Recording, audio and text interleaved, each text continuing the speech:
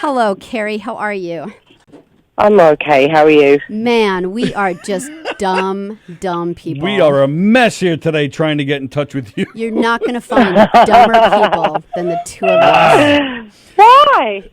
Because because we're morons. Because we don't call England often, and so we knew about the 011 thing. Or 0011, but then we didn't know about how if you use a landline, it's just a little different. So we're it's chaos. Banging away at a phone over here. How are you? I'm okay. I'm going to be a little subdued because I'm in my garden, and there's probably lots of people in lots of gardens. Well, yeah, we've so noticed. I'm not going to shout. We've noticed you're a multitasker because we watched you on the Bellissimo report.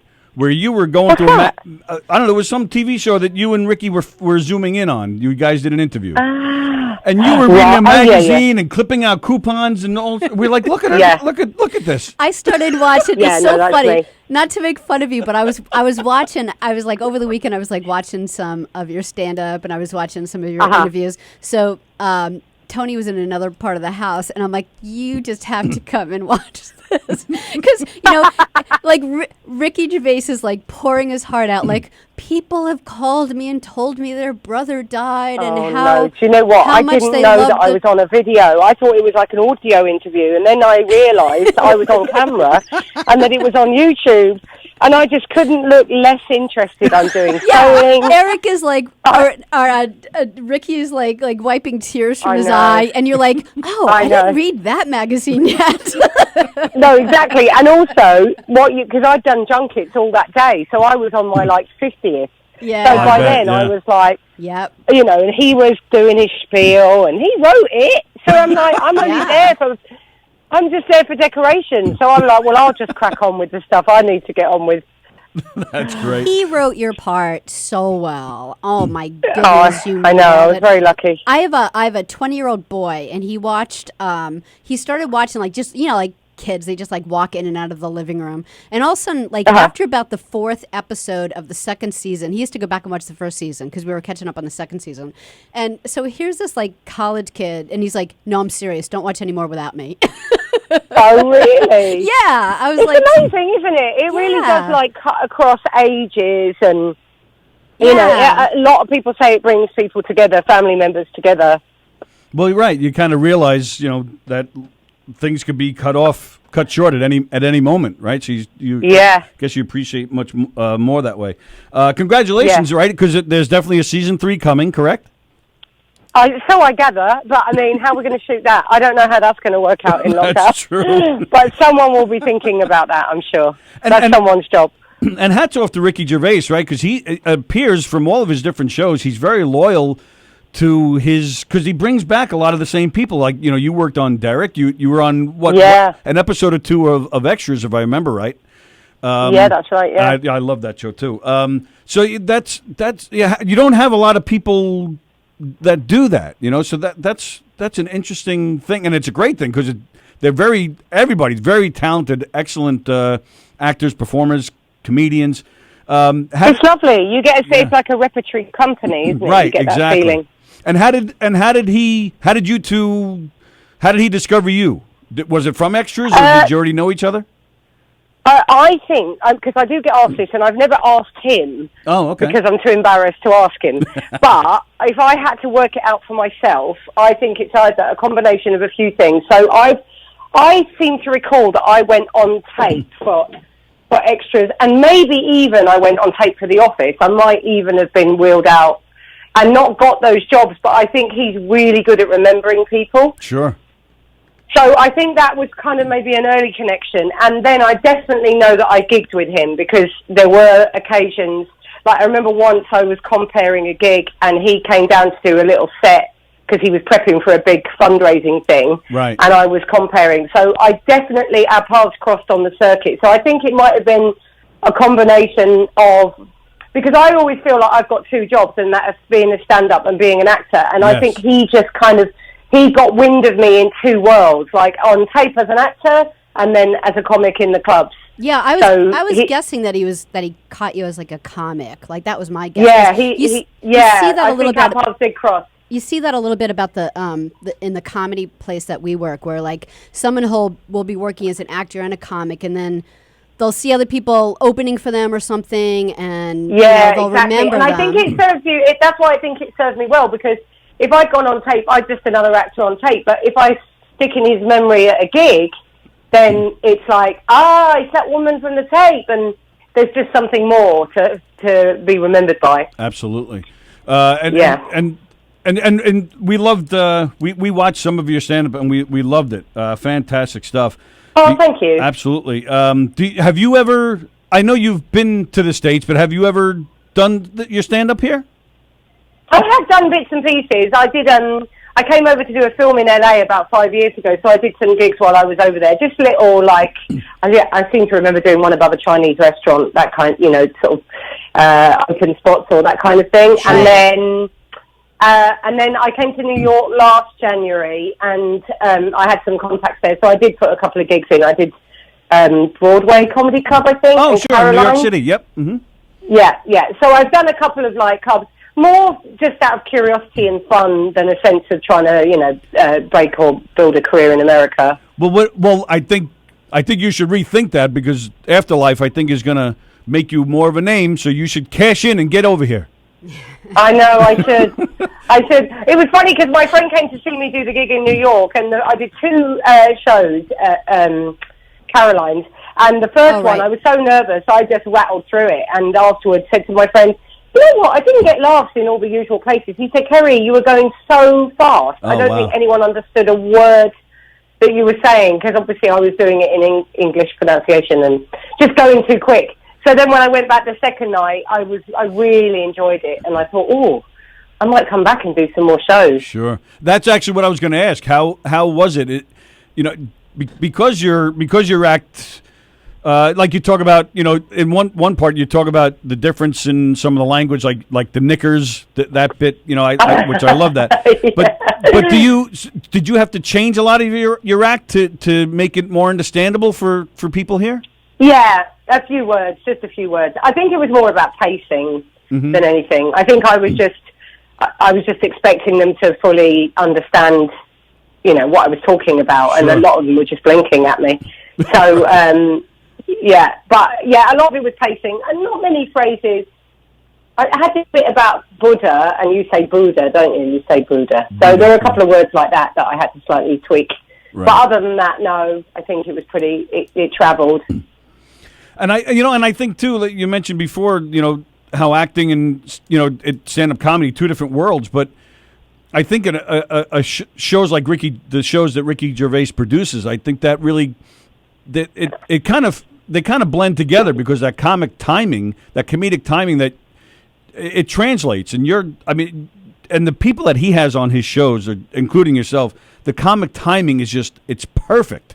And a lot of that comes from stand-up. Yeah, exactly. A lot of the cast in AfterLife do live comedy, right? Whether they do stand-up or character. Like Diane Morgan, she does a lot of character stuff, and she used to do stand-up. And David Earl and Tom Baston. In fact, actually, all of them, are from the live comedy, scene as well. Same in Derek. Like most of us did live. So we all know each other from the circuit and from Edinburgh Festival. And speaking of Derek, how cool was that you got to play somebody that you got to smack people around? I know. I got to hit people with rolling pins and headbutt them, and then be considered to be this, saintly woman, right? While at the same time highly violent. It was extremely fun. And you're always like, I have a temper. Yes, exactly. Very, very. I always think she's just like a lion. That's how I used to think of her. She was just a lioness, really. And what kind of training is involved in that? Working on pretending to hit people, or there must have been some mess ups there. You must have smacked some people around by mistake. It wasn't a real rolling pin. It was an extremely convincing rubber one. But when we shot that scene with the rolling pin, I was under the impression. So basically, I just went for it and just did what really was too much. My understanding was that Ricky was going to sort of edit it and cut into it and use bits of it. Yeah. He ended up using all of it. So I just looked like a maniac, just beating the crap out of this bloke. But afterwards I said to him, I thought you were just going to use bits, not the whole thing. That's great. And he found that highly amusing. You're dedicated to your craft. You make it look real. Well, that's probably why with Ricky, I just say with Ricky, when we're doing stuff like a lot of the stuff in AfterLife where he's doing pranks on me and that, I just say, right, we'll muck about, we'll keep it real, and then you just use the bits, because that's how he's made the Lisa bits look real. Hey, the guy you beat up, he's walking funny to this day. But that's the sake of art, right? That's the dedication you have. Exactly. That's actually what I was going to bring up is in AfterLife. Like, oh my goodness, you get cake thrown in your face. I know. You're I had a whole in the air on his legs. Yeah. I know. I had a whole, my prank day, I think it said on the call sheet. So I just went in and just had water thrown over me. There was one scene that he couldn't use because the camera hadn't taped it properly where he got me to... it was a big bottle of soda, like fizzy lemonade. Right. And he said, oh, so smell that. And then I had to lean over it, and then he smacked the side of the bottle, and it all shot up my nose and into my face. And he couldn't even use it. The camera hadn't worked properly. So, yeah, that whole day of being pranked. Sounds like a real tough life over there on that set. Yeah, cry me a river. What a tough job.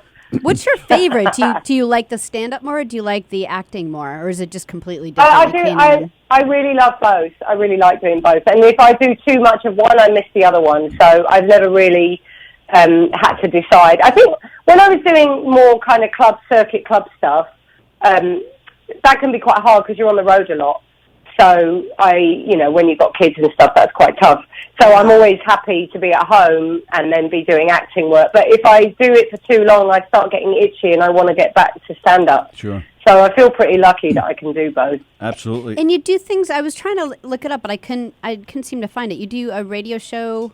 You did one with your husband? Your Bob? Oh, I did a thing called Kerry's Left. Yeah, it was a sketch show. It was like a sketch, bit stand-up, and that was for Radio 4. Yeah, my husband...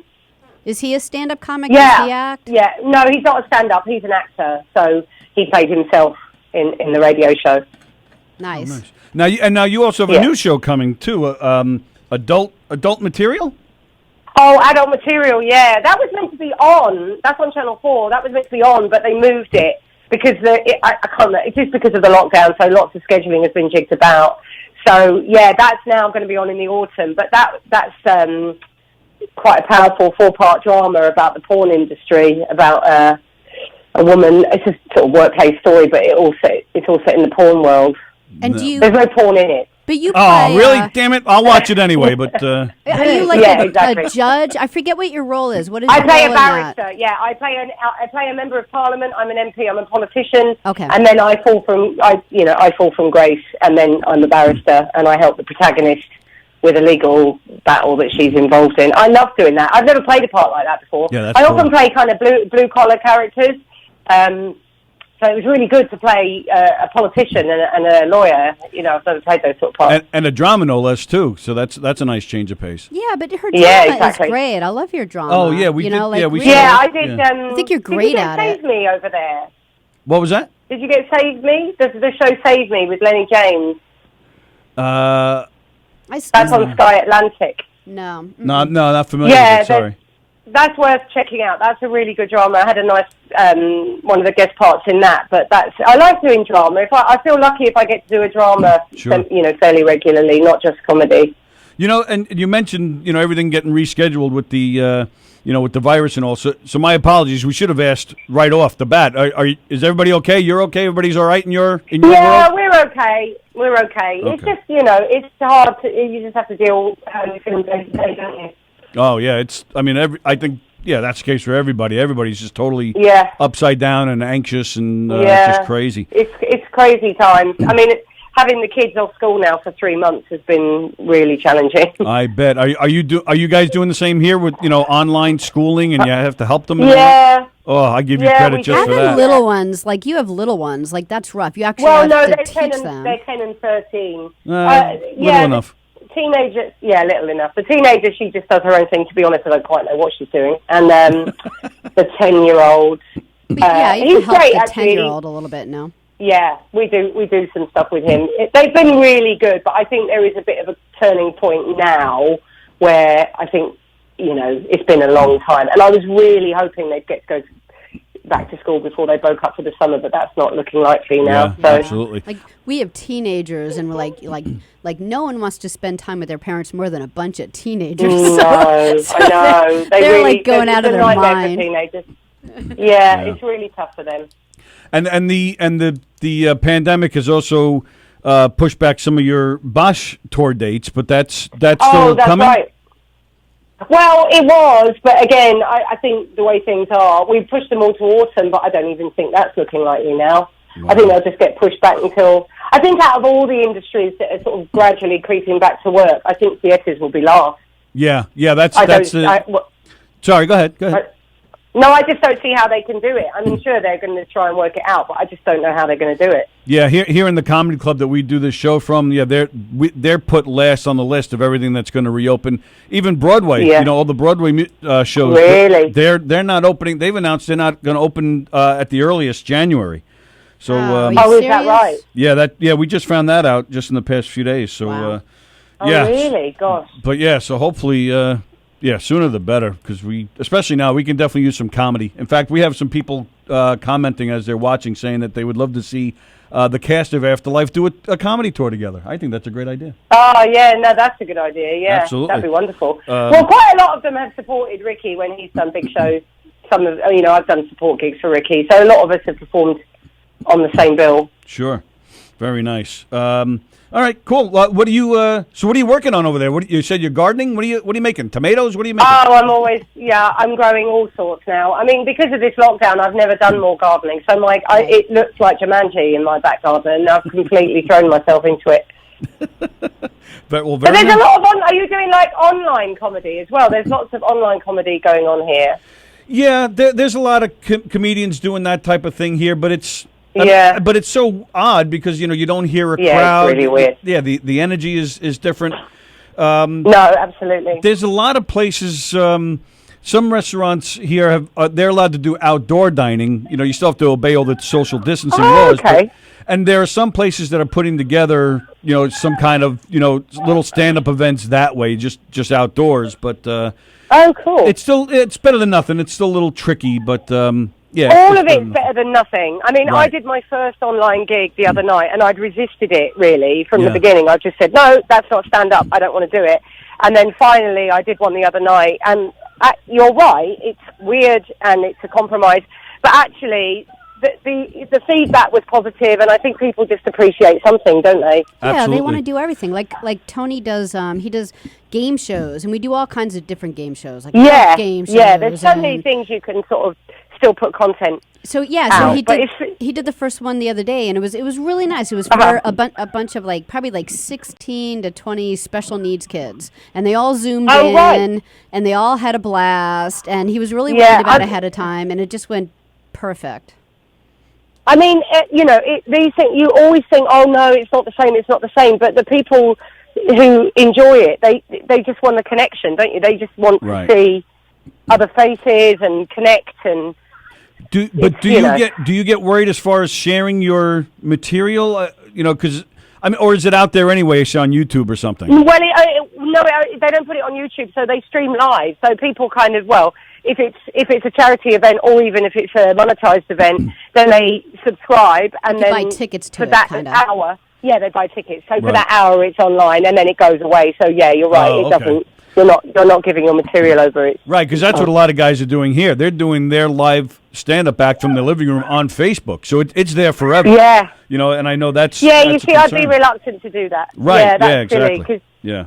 If you want to hang on to your best stuff. Right, exactly, sure. For when things go back. Right, okay. All right, so we don't want to keep you. It's 12 o'clock, and we had some trouble getting the phones to work. Oh, no.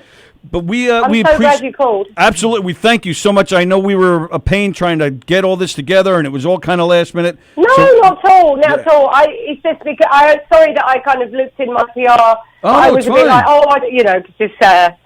But I'm so glad you called. It's lovely to chat to you. Absolutely. Likewise, we thank you so much. All the best with AfterLife and adult material, everything else. And make sure you come on over here. Do something in the club. I'll come and we'd do love a to see gig. you.